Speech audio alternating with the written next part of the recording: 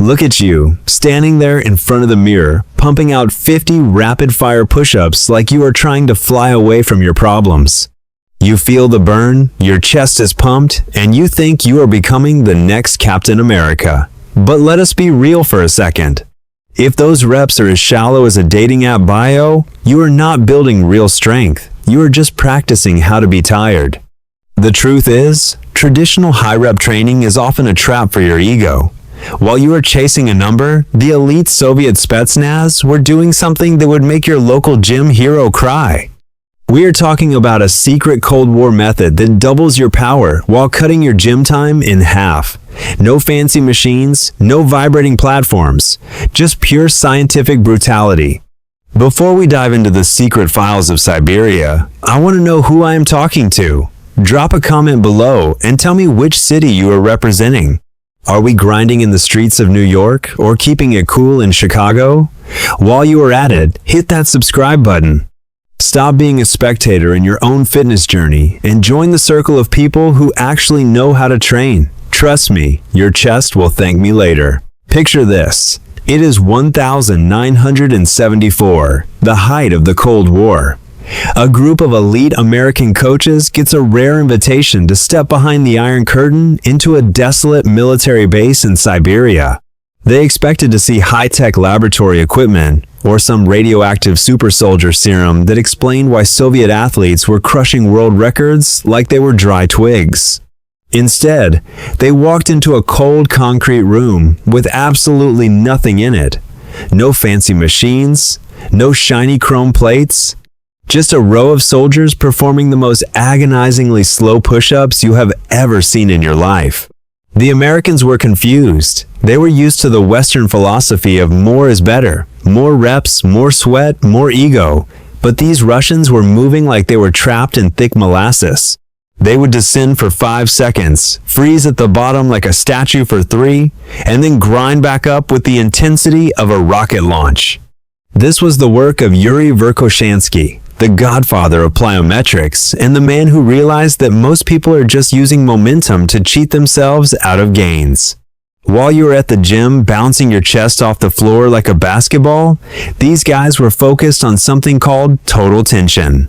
They were not interested in looking good for a beach photo. They wanted raw, transferable power that could flip a Jeep or carry a comrade through miles of snow. They realized that if you cannot control your own body weight with surgical precision, you are basically just a vibrating noodle with a gym membership. This discovery changed the game forever, proving that quality is not just a buzzword, it is a weapon. Forget everything your high school gym teacher told you about banging out 100 reps. The Soviet secret is built on 3 pillars that will make your current workout look like a cardio class for toddlers. First, we have to talk about time under tension. In the West, we love to count reps because it feeds our ego, but the muscle does not have a calculator. It only understands stress. A standard Soviet rep is a 13-second nightmare. You spend 5 seconds fighting gravity on the way down, hold that deep stretch at the bottom for 3 agonizing seconds, and take another 5 seconds to grind back up to the top. While the guy next to you does 10 bouncy reps in 10 seconds, you have spent more time under maximum tension in just one single rep than he has in his entire set. You are not just exercising, you are literally forcing your nervous system to stay awake. The second principle is what we call total body irradiation. Stop thinking of a push-up as a chest exercise. That is small-time thinking. To the Spetsnaz, a push-up is a full-body lockdown. You are squeezing your glutes like you are trying to crack a walnut, bracing your core like you are about to take a punch from a heavyweight, and digging your fingertips into the floor like you are trying to grip a moving train. This creates a neurological chain reaction where every muscle fiber in your body wakes up to support the movement.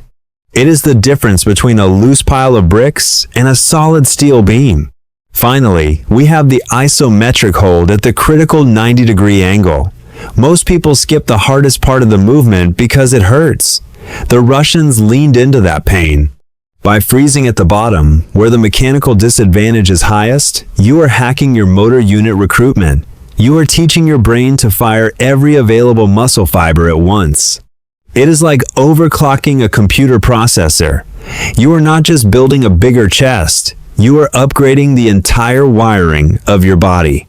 If you can hold this position for 60 seconds, your standard push-ups will feel like you are moving through thin air. Now, why does this slow motion torture actually work? Let us look at the brain to muscle connection, because that is where the real magic happens. When you do those fast, bouncy push-ups, you are mostly relying on your stretch reflex. It is like a rubber band snapping back. Sure, it is great for endurance if you want to be a marathon runner for your arms, but it does almost nothing for raw, explosive power. You are basically letting physics do half the work while your muscles take a nap. The Soviet method flips the script by maximizing what we call motor unit recruitment. Think of your muscle fibers like soldiers in a barracks. During a normal workout, your brain is a lazy commander, only waking up about 30 or 40% of the troops because that is all it needs to move a light weight. But when you apply this extreme Soviet tension, your brain panics. It realizes the load is constant and unrelenting, so it starts screaming at every single fiber to get out of bed and help.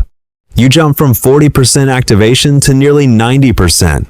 This creates a massive shift in your rate of force development. By training your nervous system to fire everything at once, you are building a body that is not just for show. You are developing the ability to generate massive force in an instant. It is the secret behind why a guy who looks half your size can outpush you any day of the week. He is not just stronger, his nervous system is simply better at recruiting the army he already has. Stop collecting useless reps and start upgrading your internal software. Alright, it is time to stop talking theory and start getting your hands dirty. If you think you are tough, this is where the reality check hits. To start the Soviet foundation, you need to throw your ego in the trash can along with those half reps you have been doing. We begin with the setup. Before you even think about lowering your chest, I want you to lock your body into a plank that is so rigid a truck could drive over you. Squeeze your glutes, crush your core, and grip the floor with your hands like you are trying to tear the carpet. Now, the execution. You are going to descend for 5 full seconds. Do not count fast like you are trying to get it over with. Use a clock. At the bottom, when your chest is hovering just an inch off the floor, you freeze. Hold it for 3 seconds. This is where most people start shaking like a leaf in a hurricane. After that, you grind back up for another 5 seconds.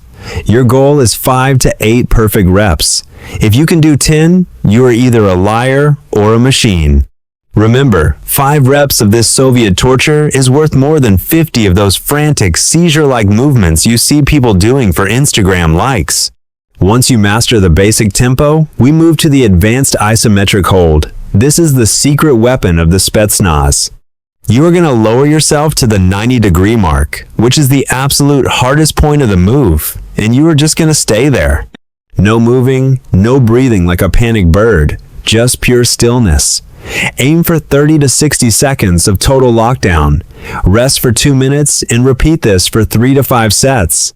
Do this twice a week, and I promise you, in 4 weeks, your chest will look like it was carved out of granite. You will not just feel stronger, you will have a level of body control that makes your old workouts look like a joke. This is not about being tired, it is about becoming dangerous. One of the biggest myths in the gym is that training slowly will turn you into a sluggish turtle. You might think that if you stop doing high rep sets, your endurance will vanish into thin air. But the Soviets proved the exact opposite. They found that once you build a massive foundation of raw strength through this high-tension method, your endurance actually skyrockets. Think about it. If you can push a massive boulder, tossing a pebble becomes effortless.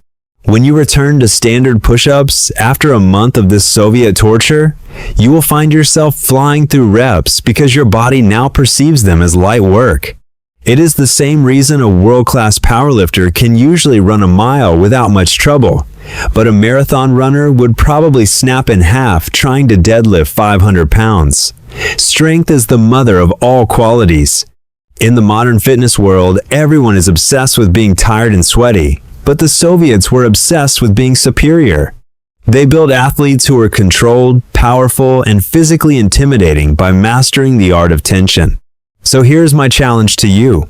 Put away the ego and try this method for 30 days. Stop chasing the pump and start chasing the power. Train smarter, not just harder.